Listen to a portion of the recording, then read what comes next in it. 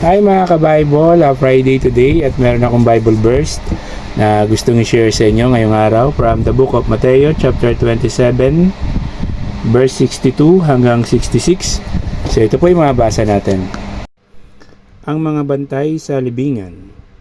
Kinabukasan pagkatapos ng araw ng paghahanda, sama-samang nagpunta kay Pilato ang mga punong pari at ang mga pariseyo.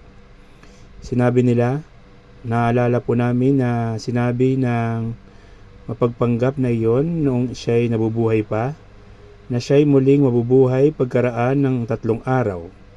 Kaya pabantayan po, sana ninyong mabuti ang libingan hanggang sa 3 araw. Baka pumunta doon ng kanyang mga alagad at kunin ang bangkay at pagkatapos ay pamalitang siya'y muling nabuhay. Ang pandarayang ito ay magiging masahol pa kaysa una. Sinabi sa kanila ni Pilato, kumuha kayo ng mga kawal at pabantayan ninyong mabuti ang libingan.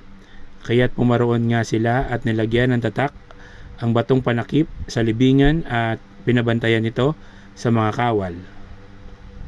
So yun po yung mensahe sa atin ngayong araw ng Matthew chapter 27 verse 62 hanggang 66. Sana po is nagustuhan nyo yung Bible verse na binasa ko ngayong araw, at kung nagustuhan nyo, please follow, like, and share the videos. Subscribe my YouTube channel. Magsisik ang talikuran ng ating mga kasalanan dahil ang second coming ng Panginoong Hesukristo ay malapit na pong dumating. Magbabautismo sa tubig para sa kapatawaran ng kasalanan. You cannot enter to the kingdom of God unless you become born again. So keep safe. God bless. Always remember, Jesus loves you. Bye-bye.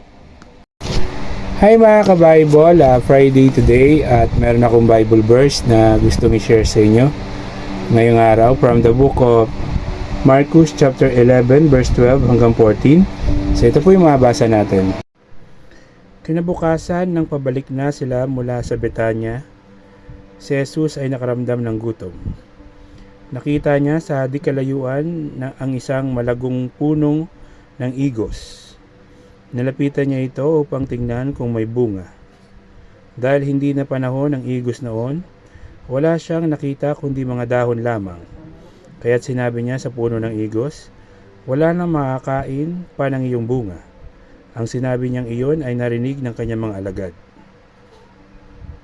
So yun po yung mensahe sa atin ngayong araw ng Marcos chapter 11 verse 12 hanggang 14. So keep safe, God bless, always remember, Jesus loves you. Bye bye.